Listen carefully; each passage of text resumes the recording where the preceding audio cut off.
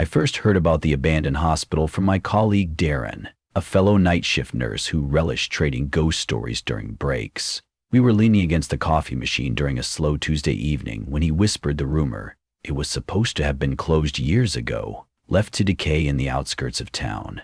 Nobody had gone near it for a decade, except for teenage daredevils trying to prove their mettle. But the stories, Darren claimed, went beyond the usual haunted cliché. The place was said to come alive after midnight, reenacting old medical experiments, and if one was unfortunate enough to be inside when the clock struck midnight, the dead would grab hold of them, forcing them to witness horrors from decades past. I brushed it off at the time. A classic legend, I thought, fueled by half-truths and a thirst for adrenaline. Still, the lure of the unknown washed over me. 2 weeks later, with an unexpected night off, I remembered Darren's tale and decided to see for myself. A friend had lent me a camera that could shoot in low light, and curiosity tugged at me like a magnetic field. The hospital was about a 40-minute drive from the city, on a deserted road. I might have turned back if not for Darren's challenge echoing in my head. If you're brave enough to go, you'd better come back with proof. The sky was inky black by the time I arrived. With a heavy flashlight in one hand and my camera in the other, I stepped through the broken iron gates. From the outside, the hospital was just a husk. Crumbling walls, shattered windows, and the faint outline of graffiti scrawled in different colors. Moonlight revealed an overgrown courtyard, with dead vines coiled around rusted wheelchairs. In the stillness, every little sound amplified. The chirp of a distant cricket, the rustle of a rat scurrying through the weeds. A sign still hung crookedly by the main entrance, Ravenwood City Hospital, its letters barely legible. The door, warped by time and weather, gave a long, mournful groan as I pushed it open. Past the threshold, the hallway stretched like a dark tunnel into the unknown. My first steps inside were tentative, and dust clouds sifting through my flashlight's beam made me wonder if I was disturbing something ancient. The smell was undeniably metallic, underlined by mold. My shoes slid across chipped tiles as I checked each dark corner, half expecting a haggard figure to jump out. But no one was there. My camera caught the flicker of old signage: radiology, pediatrics, psychiatric ward. Broken gurneys and scattered medical files littered the corridors. For the first hour, all I did was explore the first floor and shine my light into hollow rooms that had once been bustling wards. I thought I might find evidence of these so-called tests, but the only noteworthy discoveries were half-burnt documents and the remains of a nurse's station. The words were too faded to read. Midnight was creeping up on me faster than I had expected. I verified the time on my phone. 11:57. A small chill prickled up my spine as I recalled Darren's words. Be out before midnight, or watch what they do. My gut told me to leave, but the deeper part of me, enthralled by the eerie silence, wanted to see if anything would happen. I mentally prepared myself for disappointment. After all, the hospital was deserted. Probably just a big rumor. Then, as if on cue, the corridor lights blinked. It was as though someone had restored partial power. The overhead lights flickered to life, stuttering in a nauseating pattern that made my head spin. My heart pounded, adrenaline surging through my veins. I wondered if it was a short circuit triggered by stepping on a loose wire, but how could lights in a condemned building switch on? I followed the flickering lights down the corridor, my footsteps echoing against the tile. I reached a room on my right marked Testing Ward 2. The door was slightly ajar, and an otherworldly blue glow pulsed from inside. What had been pitch black moments before was now awash in flickering fluorescence. I switched off my flashlight and stepped through. The room was lined with metal tables and overhead lamps. In the center were a row of what looked like old operating tables, each equipped with rusted restraints. Shadows danced along the walls, giving the impression of movement. My mind balked at the possibility of actual people being here, but I couldn't see anyone. Just faint shapes that swayed out of the corner of my eye, always vanishing the moment I turned to look. Then I heard the first voices. Soft, urgent whispers, seeping through the air. They sounded like doctors consulting each other, Or perhaps orderlies conversing in hushed tones. My heart lurched. The voices seemed to emanate from the corners of the room, but nobody was visible.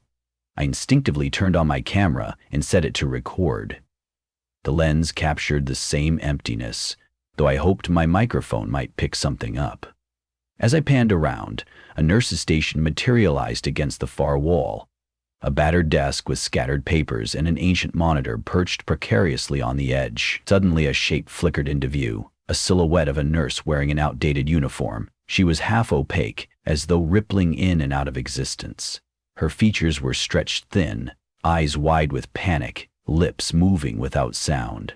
But in the hush, a single word did come through. Help. I froze.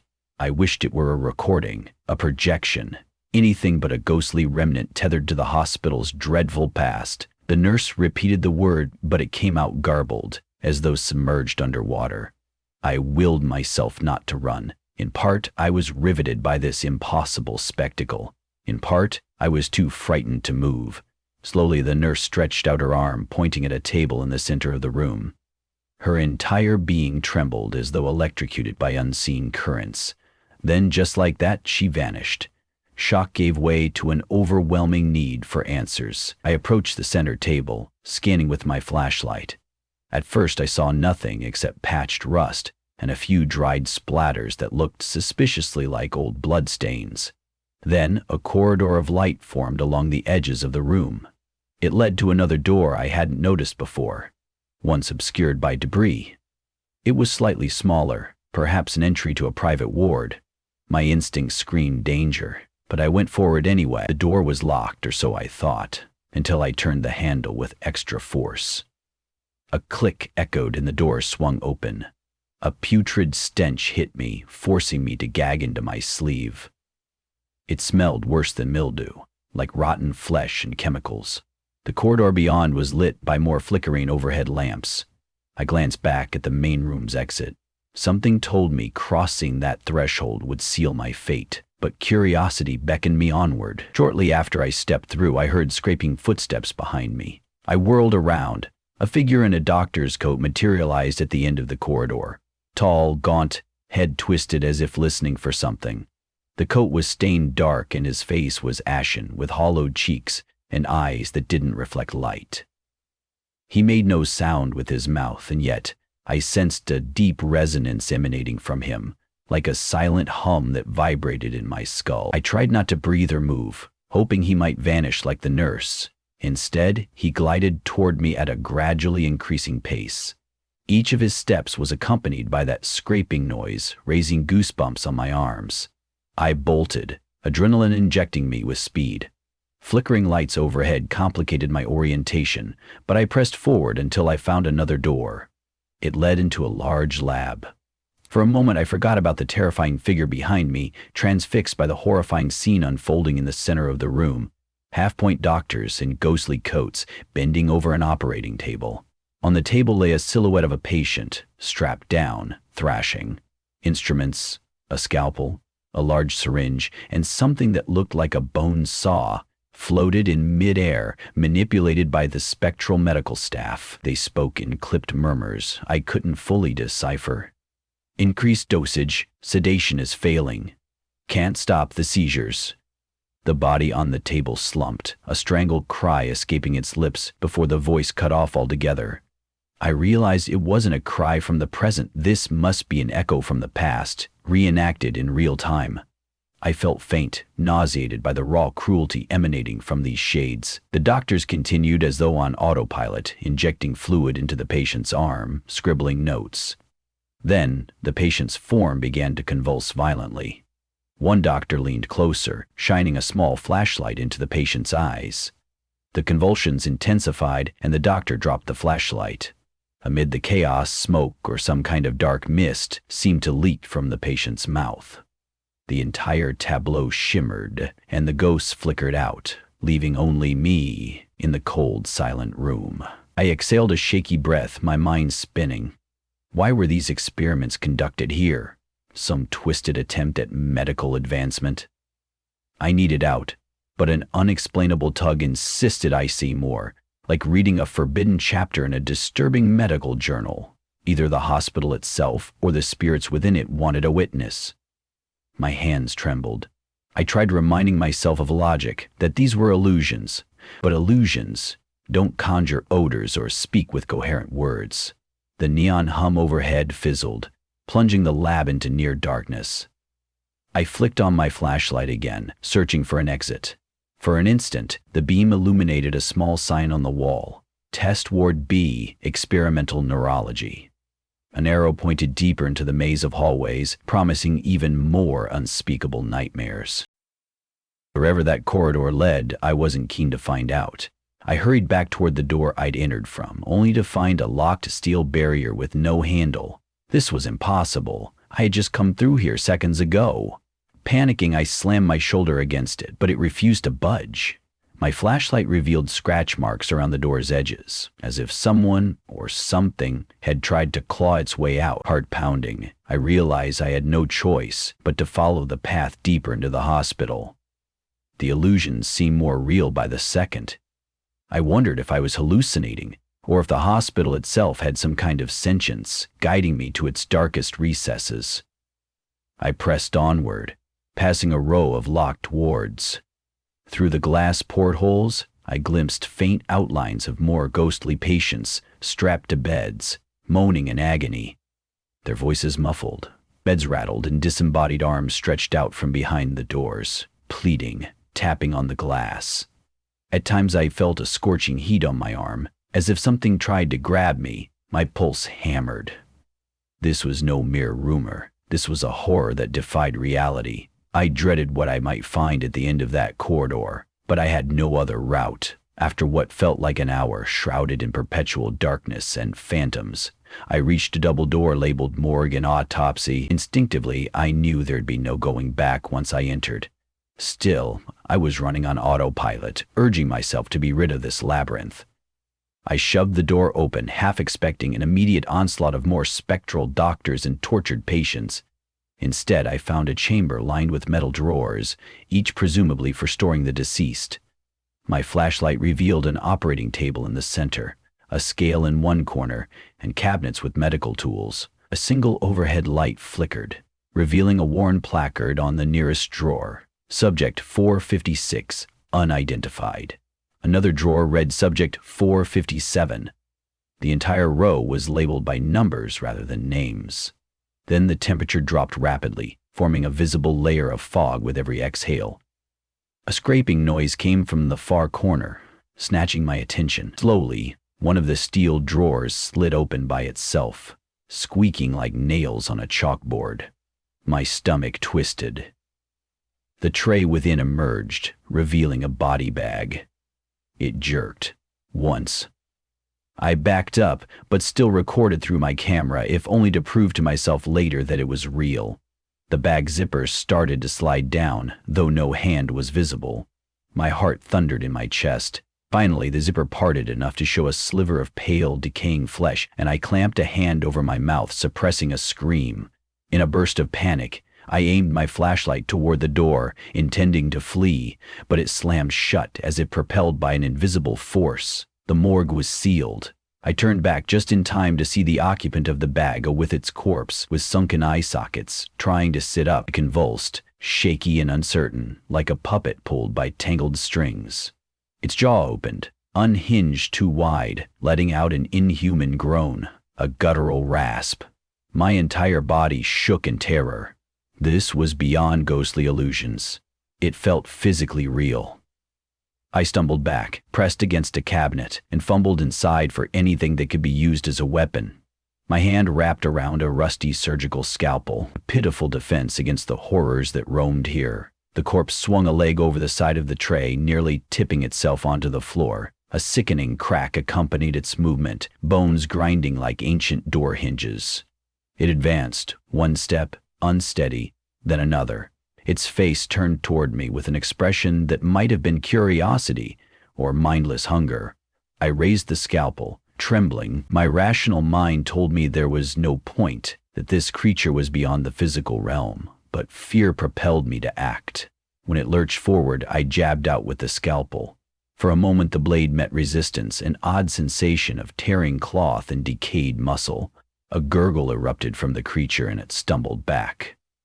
I pressed forward, adrenaline surging, and slashed again, aiming for its neck. The creature's head tilted at an unnatural angle, confirming I'd done some damage, though whether it could be killed was another matter. Distracted by the struggle, I didn't notice a second drawer sliding open. Another body bag stirred, the occupant flailing inside until a gaunt hand tore through the plastic. A wave of hopelessness washed over me. How many were going to emerge? Would they all attack? The overhead light flickered, throwing the morgue into intervals of darkness. Each moment of light revealed another undead test subject climbing out of the metal drawers. The air filled with muffled shrieks and the stench of putrefaction. I realized I was cornered.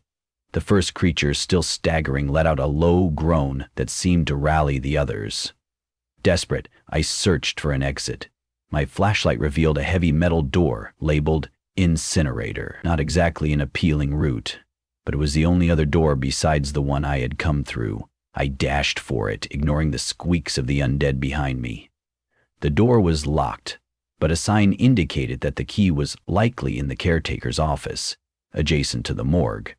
I spotted a smaller side door across the room, partially hidden by a tall cabinet. Summoning my last scrap of bravery, I darted around the undead, narrowly avoiding grasping hands, and threw my weight into the smaller door.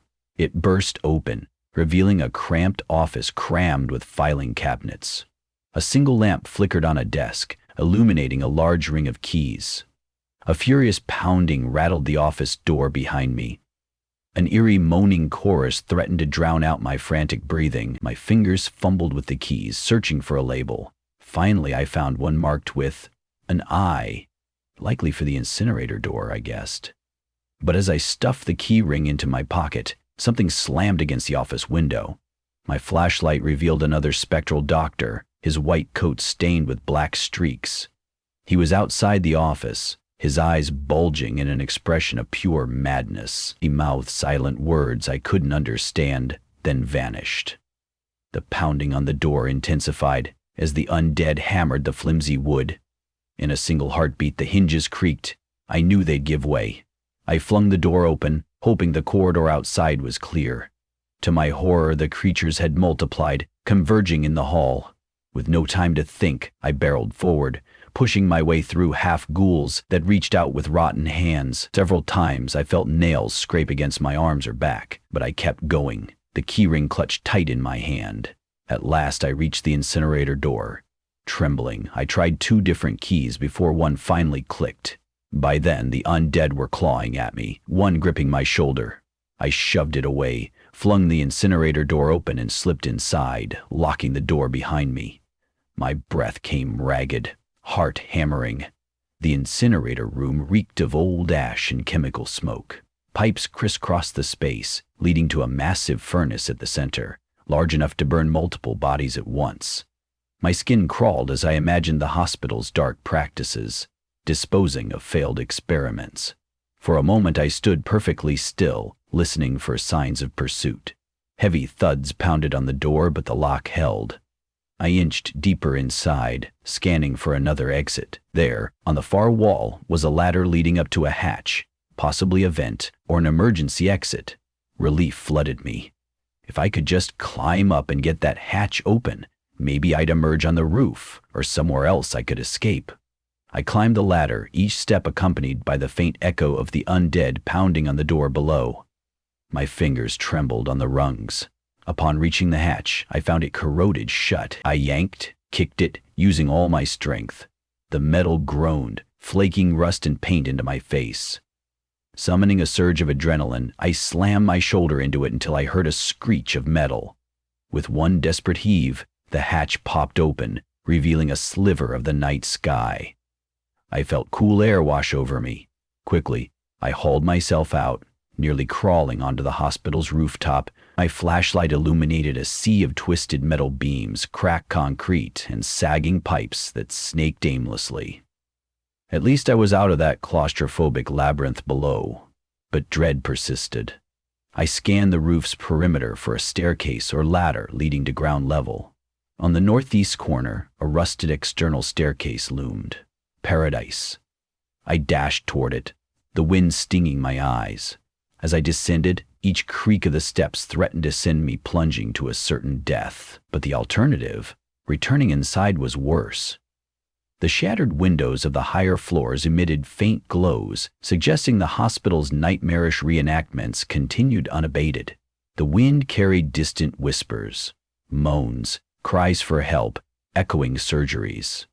I hurried down each step, teeth chattering, not from the cold, but from shock. At ground level, I found the main courtyard, the same place where I'd first entered. Strands of dead vines brushed against my legs as I broke into a run. There was no sign of movement, no chase, only shadows rippling in the moonlight. The iron gates still stood ajar, and beyond them lay the lonely road, my car, and sanity. I sprinted faster than I thought possible, ignoring the painful stitch in my side. In my car, I fumbled with the keys, dropping them twice before finally getting the door unlocked. With shaky hands, I jammed them into the ignition. The engine roared to life, headlights cutting across the abandoned front lawn of the hospital. For one terrifying moment, I swore I saw that gaunt doctor silhouetted by a window on the second floor, head tilted in that unsettling manner, watching me flee. My heart hammered, but I refused to linger. Tires screeched on the cracked pavement as I sped away, not daring to glance in the rearview mirror until I was well beyond the crumbling walls of that accursed place. Only when I reached the highway did I pull over, trembling from head to toe. My phone read 3:14 a.m. I played back the recordings on my camera, half convinced I'd find only static, but the screen displayed flickering glimpses of those ghost doctors, the nurse who begged for help, the faint silhouettes of the undead. The audio track hissed with eerie moans and half-whispered pleas. Proof. Darren might have wanted evidence, but no one should lay eyes on that footage, at least not without understanding the danger. I shut off the camera, determined never to return. Days turned into weeks. I tried to bury the nightmare, focusing on my normal night shift duties at the hospital where I still worked, but the memories haunted me. My dreams were plagued by strobe-like visions of flickering lights and shadowy doctors leaning over an operating table while helpless patients screamed. I kept imagining undead silhouettes creeping behind me in the reflection of medical monitors. It became so overwhelming that I confessed everything to Darren. He listened, wide-eyed, then tried to laugh it off, though his voice trembled. Strangely, after I told him the story, the nightmares decreased. Perhaps sharing the burden alleviated the mental strain. Even so, the sense of foreboding never lifted entirely. I still sensed the hospital's malignant presence, lurking at the outskirts of town. Sometimes, during silent nights at work, I heard echoes of faraway voices, or glimpsed a nurse's uniform out of the corner of my eye, only to turn and find nobody there. The boundary between our functioning hospital and that condemned building felt precariously thin. Months later, the local government announced demolition plans for that old, forsaken hospital. They cited structural instability and the land's potential for commercial development. Neighbors, old employees, even a few city council members insisted there was nothing worth saving. Part of me wanted to celebrate, to see that horrific monument reduced to rubble, but a nagging thought persisted. What if demolishing it freed those tortured spirits? Would they be released, or would their rage and agony seep into the night like a toxic spill? I never got an answer. Early one morning, the wrecking crew arrived, and by sunset, the hospital's final walls collapsed, sending up a massive cloud of dust. In the aftermath, I drove by the site, my heart pounding. The lot was fenced off, a barren plain of broken concrete and steel rods. No trace of the wards, no visible sign of the morgue or incinerator. It struck me that there was a certain defiance in burying horrors under fresh foundations, as though covering a wound with a bandage and hoping it won't fester. Her vein-infested scars were exposed for all to see. It struck me that there was a certain defiance in burying horrors under fresh foundations, as though covering a wound with a bandage and hoping it won't fester. In my nightmares, the reenactment sometimes carried on. only now they occurred in a void, ghostly doctors carrying out their grim tasks in a place that no longer physically existed. I still have the recordings. They remain locked in a safe, and I refuse to watch them again. Let them gather dust. I haven't decided whether to delete them or pass them on to someone who might unravel the hospital's tragic past. If part of me craves closure, another part dreads the possibility that, by acknowledging it, I might reignite the horrors. A hospital devoted to healing should never become a spawn of terror, but that condemned building defied all sense of normalcy. It was a convergence point, where cruelty, desperation, and suffering twisted medicine into the macabre. Whatever forced the hospital to reenact those experiments, it seemed fueled by the anguish of the victims, haunted by doctors who took their pursuit of knowledge too far. Even now, long after the wrecking ball, I feel an itch at the back of my mind whenever I work the night shift, as though the boundary between worlds is still paper thin.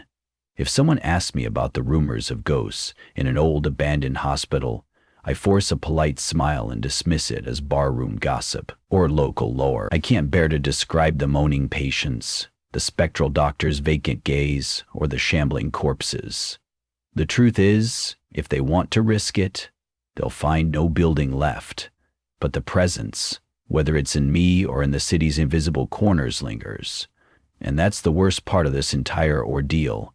You can demolish the bricks and mortar, but you can't always bury the horrors that once thrived within them. They linger in lonely corridors of the mind, waiting, flickering, just beyond the midnight hour.